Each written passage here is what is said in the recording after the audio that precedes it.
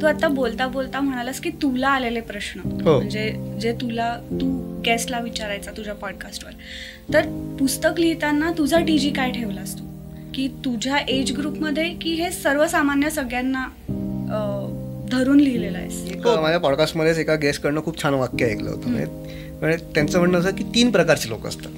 एक की ज्यांना स्वप्न पडलेली आहेत आणि त्यांनी त्यांचा प्रवास सुरू केलेला आहे ते स्वप्न पूर्ण करण्यासाठी, ते सॉर्टेड आहेत. 2 की ज्यांना स्वप्न पडतच नाही आणि स्वप्न बघायचे पण नाही, ते पण सॉर्टेड आहे, काही वाईट नाही त्याच्यात, म्हणजे ज्याला नाहीच करायचं काही तर काही प्रॉब्लेम नाही.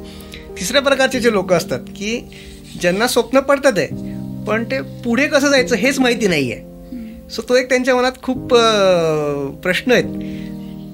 असे जे लोक आहेत त्याच्यातला मी एक होतो, अजूनही आहे. सो तशा प्रकारचे जे लोक आहेत तो एक या पुस्तकाचा टार्गेट ऑडियन्स आहे.